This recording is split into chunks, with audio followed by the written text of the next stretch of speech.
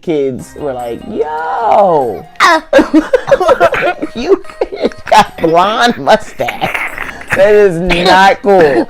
So it definitely.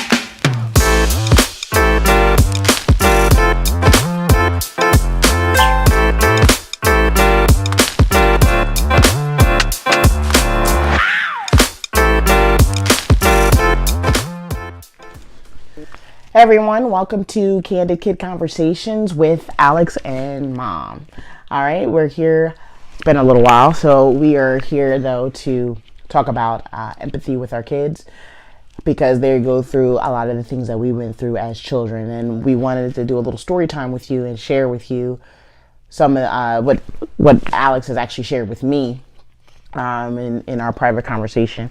So one of the things that Alex is dealing with right now is where he's being teased a little bit, right?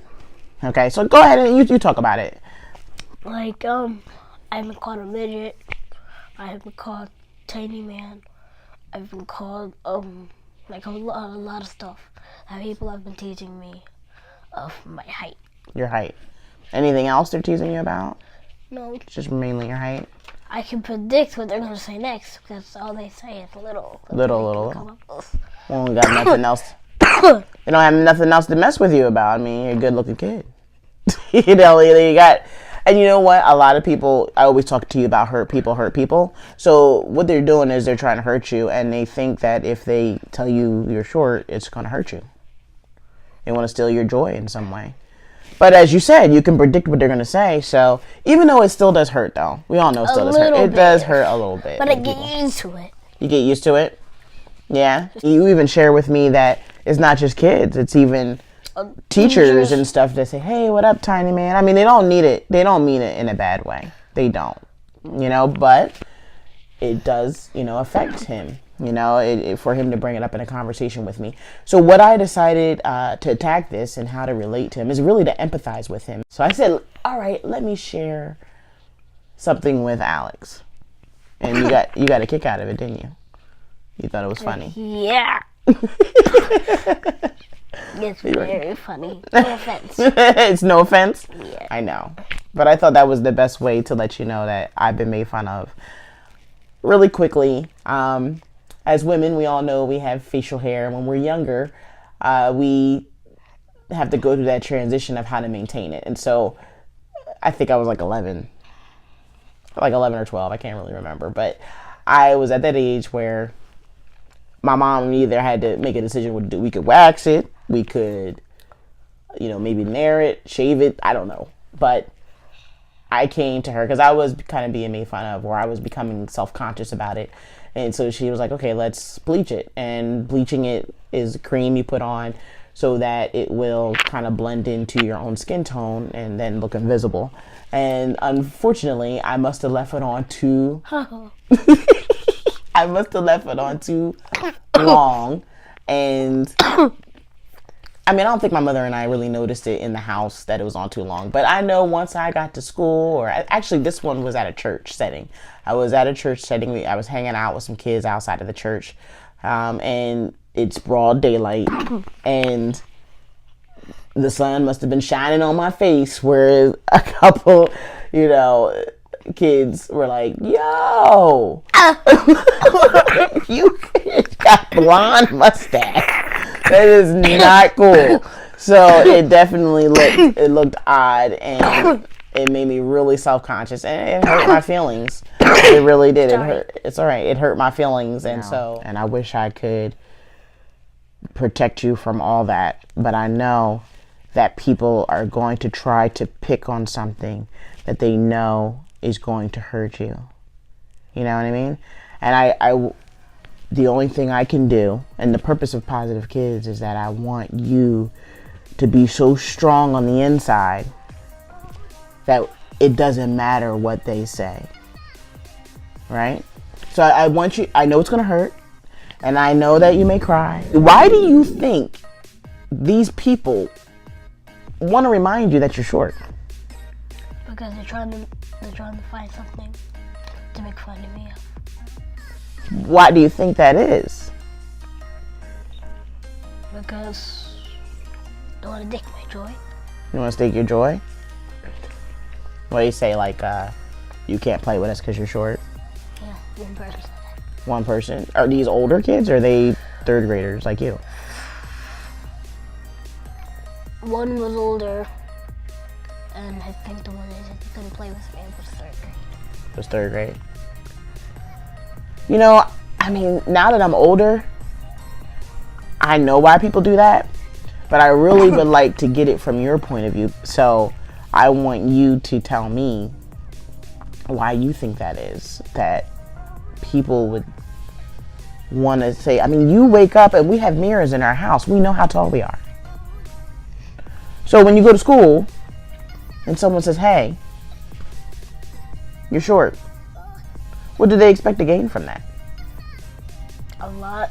Yeah? You think so? They want to just make you feel bad about yourself. Does it? Do you wind up like thinking about it a lot?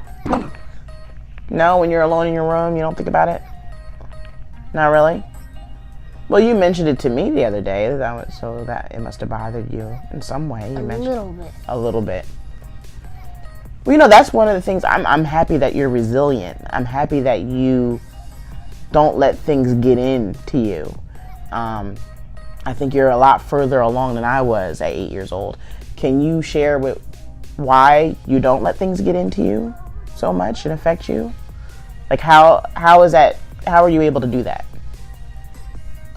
Because they said it too much to me now. I'm used to it. Oh, okay. You're used to it now. All right. So if someone keeps saying something over and over and over to you, I'll get used to it. You'll get if used to it. teach me something, I'll get used to it. so you kind of expect it now. Now, if someone says something else, I guess you'll be like, oh, it's something new. Then I'll get used to that. And you get used to that. So when you first started hearing this, when were you, like first grade, second grade? Kindergarten. Oh, you started hearing it in kindergarten? From the other kids? Oh, they were like older kids back. Oh, they were older kids then. Okay. All right. Well, do you have any advice to kids that are being made fun of right now in school? Do you have any advice to give them? Like what? Two things. If they've been calling you it for a long time, get used to it, and then it won't hurt you as much. Okay. And second,